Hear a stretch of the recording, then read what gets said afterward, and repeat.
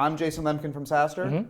And I'm Akira Kurabayashi from DNX Ventures. And so my first question is why you created this event and what is the motivation behind influence, global SaaS entrepreneurs? I was a CEO before of a SaaS company that's now Adobe Sign. It was called EchoSign. And I was of a cohort of CEOs like the CEOs of Box, the CEO of Dropbox, CEO of Aptus, a few others. And for better or worse, I sold my company in 2011, just as we were coming out of sort of the financial crisis. And I was the first one that had sold it for 9 figures for a gain. And so I was the first one that didn't have to pretend. No one had IPO'd yet, none of these IPOs had happened. So I just shared all my mistakes. And I just did it for myself. Okay. And I sat in my corner office at Adobe, my senior vice president's office, and I wrote 100 blog posts just for myself, how I screwed up my VP of sales, how I had to learn how to get leads for marketing, how I had to figure out pricing. And they said I couldn't publish them as a vice president, so I waited. But the day I left, I just started blogging. And I thought like 3 people would read it. But fast forward a few years, we have almost 100 million views, 110,000 downloads a week on our podcast. And so it turned out like all founders go through the same journey, don't they? Yep. It's at least for a given price point. Every $10,000 a product, every 100,000, every million, they sort of, after the early days, they sort of scaled the same way. And I realized that my lessons and Aaron Levine's lessons and everyone else's lessons, they could help everyone else. And it sounds obvious today.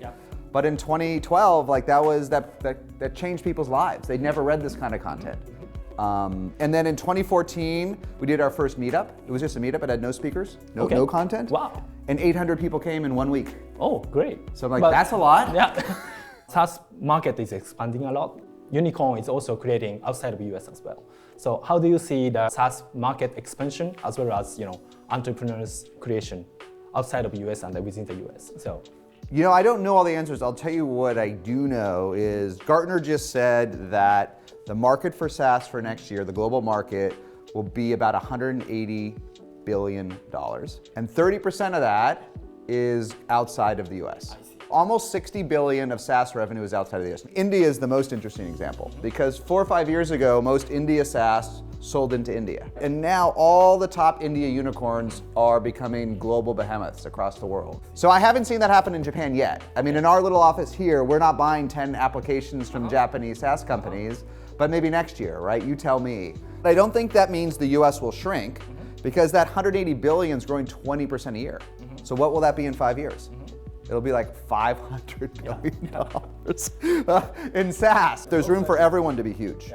Zoom and Twilio and Slack, those are the good example. We hope, in near future, Japanese companies also chasing the same growth. One unicorn actually exists. Sansan is a Japanese first unicorn from SaaS market. They went public and now, 1.5 billion market cap.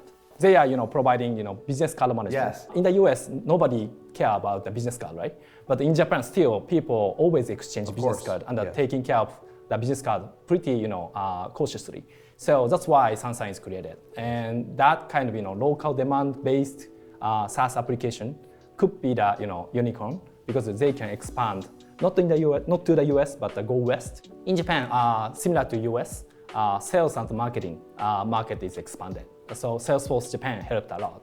And Marketo enter into the market and competing each other. That's why, and the Japanese startup also, competing with US sales and marketing application. When you look at like RPA, UiPath, 8 billion, Automation Anywhere just raised from Salesforce at 7 billion.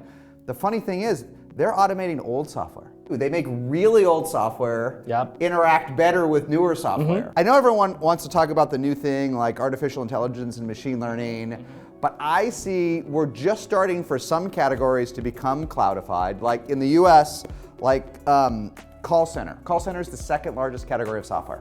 Call and contact. Like it's just becoming cloudified now. So legacy business, but the it's even slow, right? And then there'll be older categories that now they're going to be remade. There's going to be a 2nd generation, right? And so I did an analysis on SaaStr of all the public cloud companies. What percent are in new versus old categories? 70% are just old categories that are just we're doing again. Like, I mean, we love Zoom, right? But is Zoom a new category? Yep. I mean, not remotely. It's just better. In the US, industry-focused cloud is emerging. Same thing happening in Japan, especially for those specific industry like construction, healthcare, education. Japanese companies so outdated. they don't get the benefit of advanced IT. So some of the younger, motivated entrepreneurs tackling on those markets. In Japan, one of our portfolio companies, a company called Oct, Yes. is the construction management SaaS application, and we are proud of that company because their growth rate and the growth efficiency at the ARR 5 million USD stage. Yeah. The number is higher than Twilio and the Service Titan. So that's sort of amazing company. It is amazing. Yeah, cloud computing market already 20 billion USD in Japan. So it's huge, I guess. So that's why a bunch of global SaaS company may enter into Japanese market. Like we already have Salesforce, Marketo, Box, Slack, and recently WalkMe having an office in Japan. Interestingly, those Japan country managers all Salesforce graduate. But Salesforce is surprising because they are the front runner. US giant coming to Japanese market and the Japanese young entrepreneur trying to compete with them head to head.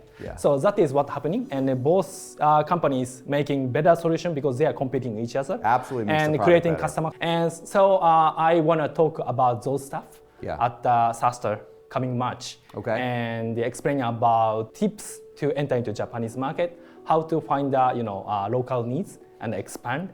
And also public market is totally different. In Japan, in US, revenue growth is really important to affect the revenue multiple.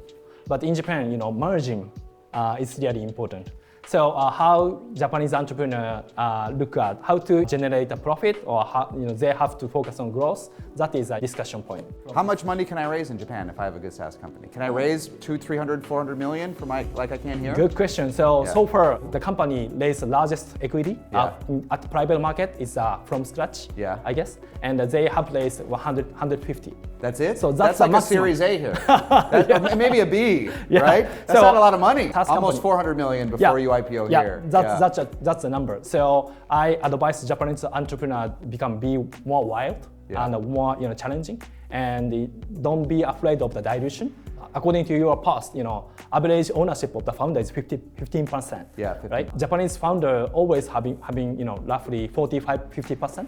Are you interested in investing in those Japanese SaaS entrepreneurs or companies? Or if not, what is your concern? I've invested in companies from 12 different countries, entrepreneurs from all across the world. But where I have been less successful is if the CEO isn't here part-time. Not all the time. I don't need the whole company here. But I have a couple superpowers. One of mine is recruiting. I can give you a VP of sales, a VP of marketing, a VP of customer success. But if you're not here part-time, it's hard for me to find that person in Japan. If you're Japanese and your customers are here, if they're Twilio, if they're Salesforce, if they're tech, if they're Google, if they're Adobe, I can help. All right, well, this was great.